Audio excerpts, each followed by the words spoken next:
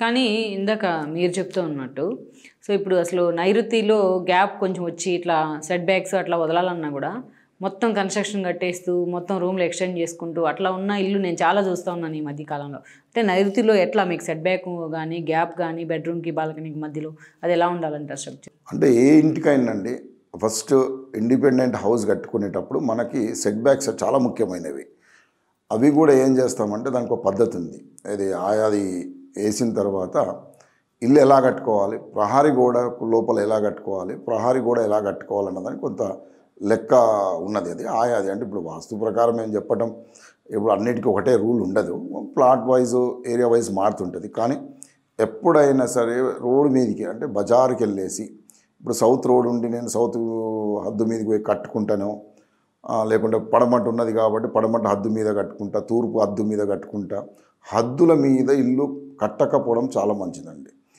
ఇది ఎక్కడ క్వశ్చన్ వస్తుందంటే అండి, పాత రోజులలో పూర్వము మనం హద్దులు లేకుండానే కట్టుకుంటుండే, ప్రహారీ గోడలు లేవు చాలా వరకు. కానీ ఒకటి మర్చిపోతున్నారు ఏంటంటే అప్పుడు మాండవా సిస్టమ్ ఉండేది కాబట్టి ఇంటి మధ్యలోకి సూర్యుడు వచ్చేటోడు. ఇప్పుడు మాండవా సిస్టమ్ మనం మర్చిపోయాం కాబట్టి ఇప్పుడు సెట్ బ్యాక్స్కి వచ్చాం కాబట్టి మన ఇంటికి మీరు ప్రహారీ గోడ మీద కట్టేసిరు అనుకుంటాం, మీరు బెడ్రూము అక్కడ నుండి వెళ్తురే రాదు కదండి, అసలు రెండు క్లోజ్ అయిపోయినట్టే కదా. సో మీకు ఇందాక మనం మాట్లాడినట్టు ఇన్పుట్ వచ్చింది, ఎగ్జిట్ లేదు కదండి, విండో కూడా పెట్టలేరు కదా. అంటే సమస్యలు మీరు ఈ రకం టెక్నికల్గా సైన్స్ పరంగా తీసుకుంటే లోపల స్మెల్ కానీ లేకుంటే ఏదన్నా ఫ్లూస్ వచ్చేది దానికి ఇవన్నీ రావడానికి ఆస్కారం ఉంది. వాస్తు కూడా అదే చెప్తుంది కదా, సెట్ బ్యాక్స్ ఉండడం చాలా మంచిది. అయితే మేమేం చేస్తామంటే ఇప్పుడు డివైడ్ చేసి 9 గ్రహాలు చేసి నీచగ్రహం కింద ఒక గ్రహం పెడతాం మేము. ఇది ఒక గ్రహం అన్న దాని మీద సపోజ్ ఎగ్జాంపుల్కి 45/60 ఉంది అనుకుందాం, ఇది 300 గజాలు ఇల్లు. ఈ 45 డివైడెడ్ బై 9 గ్రహాలు చేసేసి ఒక్క గ్రహానికి అంటే 5 వదిలేసేసి మిగతా దాంట్లో ఇల్లు కడతాం. మిగతా దాంట్లో కూడా ఒక దిక్కు ఒకటి, లేక ఉత్తరము తూర్పుల 3. ఎందుకంటే ఇది కూడా ఏంటంటే కాలానుకూలంగా తెలుసుకోవాల్సింది ఏంటంటే ఉత్తరాయణము దక్షిణాయనం అనే 2 ఉన్నప్పుడు మీకు ఉత్తరాయణంకి వచ్చే గాలి వీధులు ఇవన్నీ మంచి మనకు, నైరుతి ఇది మంచిది కాదు, అంటే దక్షిణాయనం అక్కడ నుండి వచ్చారు. అందుకనే మన పంటలు కూడా మీరు చూడండి, జనవరి తర్వాత మనకు అన్ని సీజన్ వైజ్ వచ్చే ఫ్రూట్స్ అన్ని కళ్ళాలలో చెడిపోతుంటుంది. అప్పుడేమంటాం, నైరుతి ఋతుపవనాలు వచ్చినాయి, ఈ వానలు చెడు వానలు వచ్చినాయి, అందువల్ల ఇప్పుడు మామిడి తోట పడిపోయింది, గ్రేప్ గార్డెన్స్ పడిపోయినాయి, దీనివల్ల చాలా నష్టాలు జరుగుతాయి. వరి ముఖ్యంగా మనకు చూడండి, జనవరి తర్వాత వచ్చే వానల వల్ల జరిగే నష్టం అంతో ఇంత కాదు, రైతులు అల్లాడిపోతుంటారు. అట్లనే ఇల్లు కూడా సేమ్ కదండి. అందుకని ఎందుకంటే ఈ సెట్ బ్యాక్ ఉండడం మీరు సేఫ్ ఉంటారు అన్నది. అంటే అందుకని సెట్ బ్యాక్ సౌత్ వెస్ట్లో తక్కువ పెడతాం, మనం నార్త్ ఈస్ట్లో ఎక్కువ పెడతాం. కారణాలు ఇవేనండి. కానీ ఆ సెట్ బ్యాక్స్ని యూజ్ చేసుకుంటున్నారు కదా, యూజ్ చేసుకోవచ్చా? అందులో ఏమైనా ఫీజిబిలిటీ ఉంటుందా? ఫీజిబుల్ అంటే మనం ఇప్పుడు విల్లాస్లలో ముఖ్యంగా విల్లాస్లో వాష్ ఏరియాస్ ఇస్తున్నాం, అంటే యూటిలిటీ కింద, అంటే ఏదన్నా ఇంట్లో వస్తువులు చేసుకోవడం. కానీ కొందరు ఏం చేస్తున్నారంటే ఏకంగా ఆ చివరికి వెళ్ళి ఈ చివరికి గ్లాస్ వేసేసి, అది చాలా తప్పండి.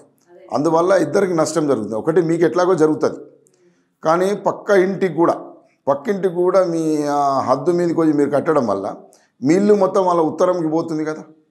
అంటే వాళ్ళకు కూడా ఉత్తరం క్లోజ్ చేసుకుంటున్నారు కదా, చేయడం వల్ల వాళ్ళు కూడా నష్టపోతున్నారు, మీరు ఎట్లాగా నష్టపోతారు. అది మీరు దక్షిణమో పడమట చేసినప్పుడు వెనక వాళ్ళు కూడా నష్టపోతున్నారు. మనం అది కూడా ఒక సొసైటీలో ఉన్నప్పుడు మనం ఒక్కరి గురించి కాకుండా పక్క వాళ్ళ గురించి ఆలోచించాలన్నది నా ఉద్దేశం. అంటే ఈ సెట్ బ్యాక్స్లో ఈ మొక్కలు ఇవన్నీ పెంచుతూ ఉంటారు చాలామంది, కూరగాయలు పండిస్తే ఇది ఏం ప్రాబ్లం లేదండి.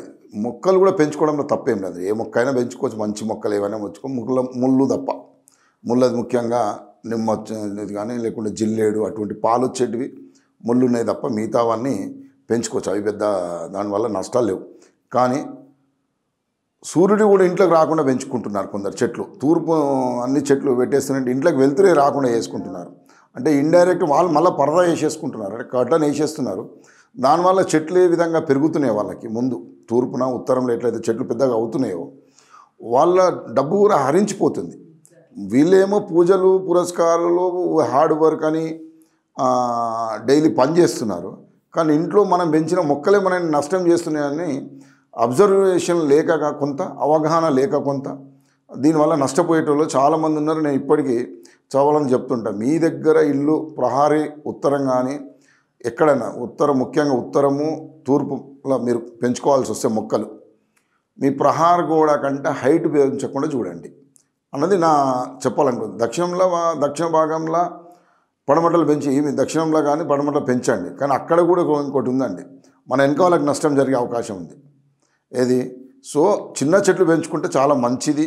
ఏది సిటీ లోపల సొసైటీస్లో ఉన్నప్పుడు అదే మనం గెస్ట్ హౌస్లు లేకుంటే మన ఏమన్నా పొలాల దగ్గర పెట్టుకుంటే మన ఇష్టం వచ్చేట్టు చేసుకోవచ్చు, కానీ సిటీ వరకు కొంచెం చూసి ఉంటే మంచిది అన్నది నా ఉద్దేశం అండి. ఈ వీడియో మీకు నచ్చినట్లయితే please share, like and subscribe.